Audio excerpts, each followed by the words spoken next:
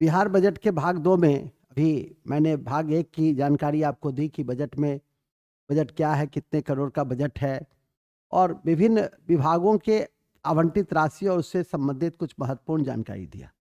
लेकिन भाग 2 में आप इन बातों को देखने का प्रयास करेंगे कि 2,78,725.72 करोड़ का बजट तो है, लगभग 2.79 लाख करोड़ का बजट तो है और उसमें हमने राशि भी खर्च की है सबसे अधिक शिक्षा पर 52,600 करोड़ और स्वास्थ्य पे 14,900 करोड़, 900 करोड़, 12,300 करोड़ कल्याण पे और 15,200 करोड़ हम सड़क पे खर्च कर रहे हैं।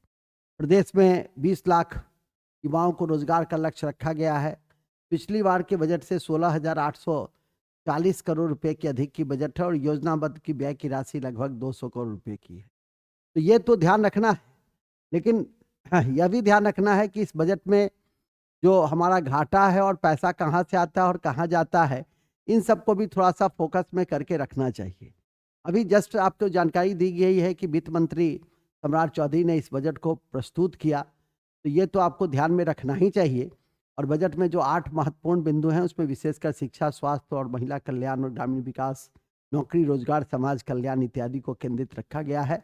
आधारभूत संरचना के सृजन पर विशेष बल दिए गए हैं और 7 निश्चय को हर जगह तक पहुंचाने, हर ब्लॉक तक पहुंचाने के लिए सरकार ने 5,000 करोड़ से अधिक की राशि मुहैया कराई है। और लेकिन इसमें एक दो सबसे महत्वपूर्ण बातें हैं कि भारत का जो राष्ट्रीय औसत है, भारत का जो आर्थिक विकास की जो गति है, वो 7.24 है। वो 7.24 है, 24% है राष्ट्रीय औसत।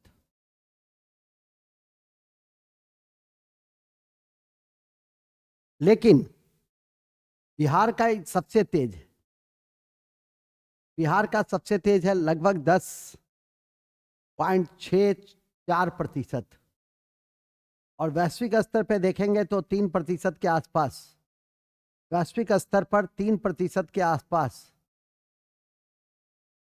ये आपकी जो बजट है उससे संबंधित महत्वपूर्ण आंकड़े हैं।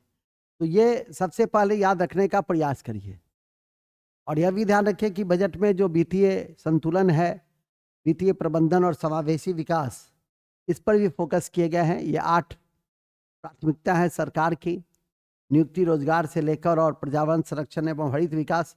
ये पर्यावरण संरक्षण और हरित विकास, ये आपको ध्यान रखिएगा कि ये एसए के हाल में बीपीएससी के मेंस में एसए भी मैं आपको जानकारी में दूंगा, तो ये एक इम्पॉर्टेंट बिंदु है आपके बीपीएससी मेंस एसए के पॉइंट ऑफ व्यू से भी।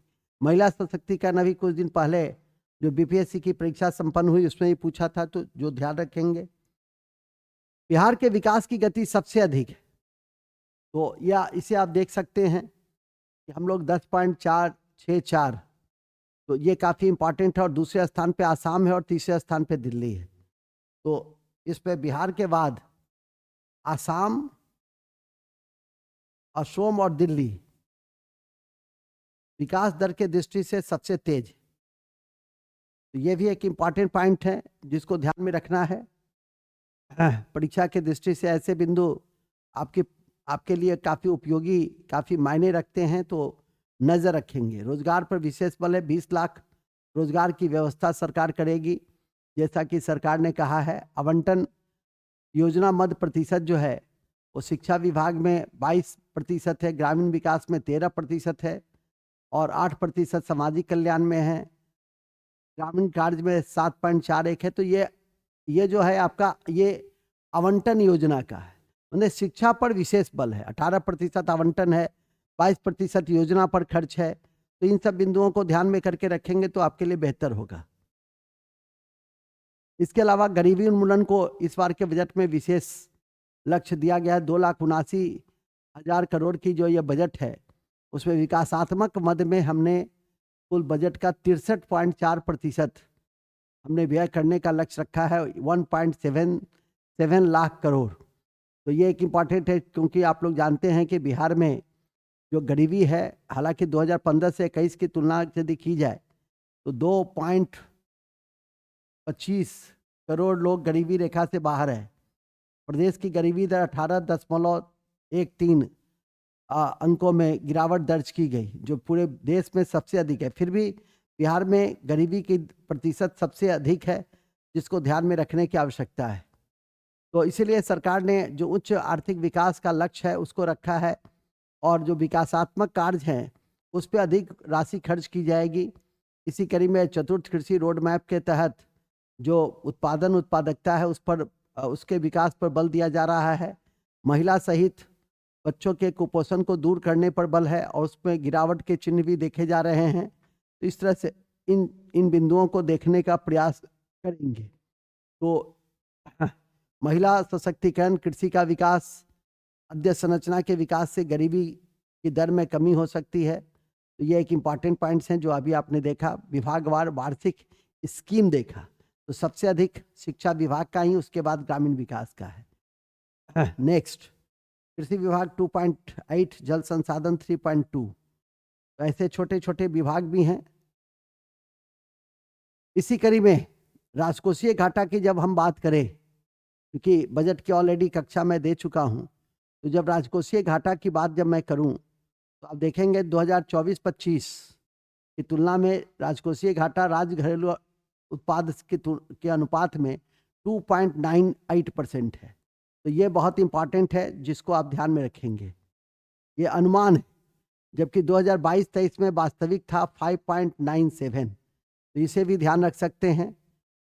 तो ये परीक्षा के दृष्टि से काफी महत्वपूर्ण है। पैसा, सरकारी व्यय की जो विभिन्न राशि है वो कहाँ जाती है प्रतिशत में, तो ये एक आंकड़ा है जिसको आपकी नज़र आप इस पर नज़र रखें। लेकिन पैसा कहाँ से आता है और कहाँ जाता है, ये आपके लिए काफ़ी महत्व रखता है। पैसा हमें, जो राज्य में सरकार के पास जो सबसे अधिक पैसा आता है वो केंद्रीय करों में राज्य का अंश आता है। तो ये फर्स्ट पोजीशन पे है। राज्य सरकार जो कर राजस्व करती है सेकेंड पोजीशन पे है। और इसके बाद केंद्र सरकार जो सहायता अनुदान देता है वो थर्ड पोजीशन पे है। और तब है लोक ऋण 18.53। तो यदि ऐसे देखें तो केंद्रीय करों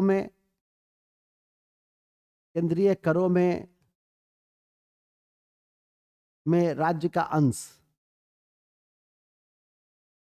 अंश ये पहले पोजीशन पे है। दूसरे पोजीशन पे है आपके राज्य सरकार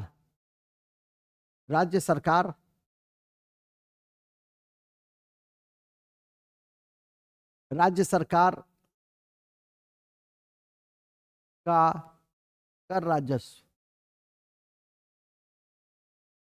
और तीसरे पोजीशन पे है केंद्र सरकार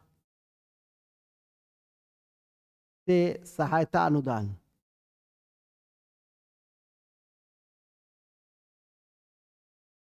तो ये तीन बहुत इंपॉर्टेंट है। और पैसा खर्च कहाँ होता है? सबसे ज़्यादा पैसा खर्च हो रहा है सामाजिक सेवा के क्षेत्र में, और सामान्य सेवा में, और तब आर्थिक सेवा में। यानी खर्च जो होती है वो तीन जगह है। फर्स्ट सामाजिक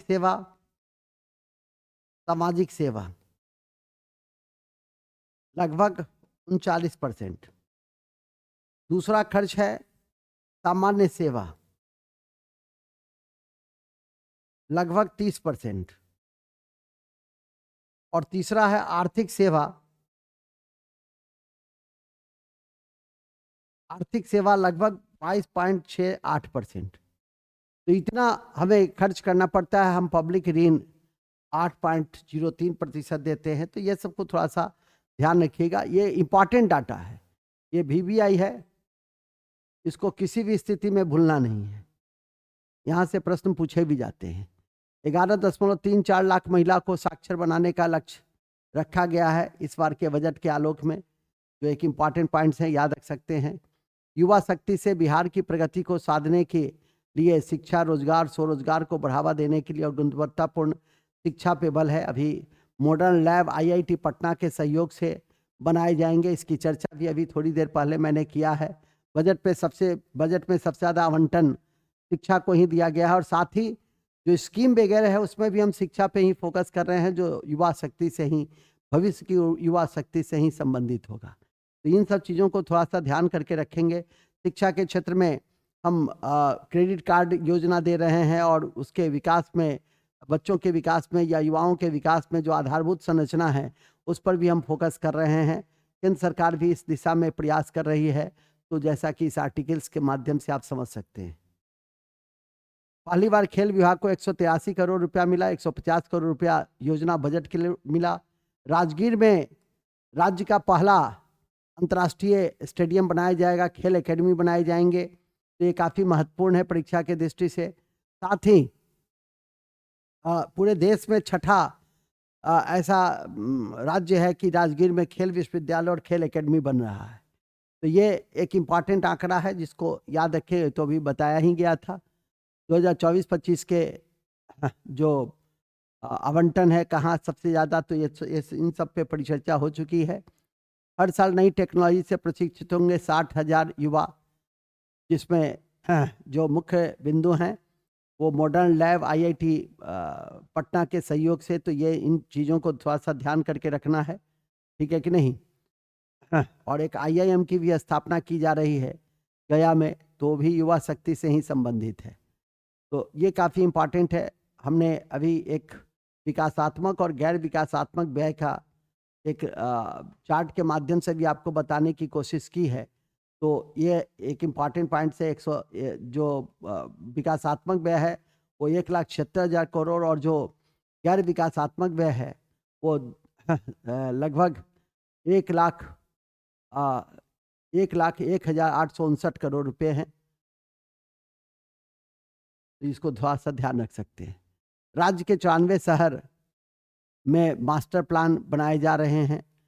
तो ये सब मेंस पॉइंट ऑफ व्यू से इम्पॉर्टेंट होगा। इन सबों पर भी थोड़ा सा ध्यान रखने की कोशिश करेंगे, ठीक है। और अपनी ज़मीन पर घर बनाने के लिए 2 लाख रुपए सबके लिए शहरी आवास योजना के तहत दिए जाएंगे। छोटी छोटी बातें हैं, ध्यान रखें। ई बसों पे ज़्यादा बल दिया जा रहा है क्योंकि अभी हाल में हमारे माननीय मुख्यमंत्री जी भी ई कार से ही विधानसभा पहुँचे, जो चर्चा का विषय रहा।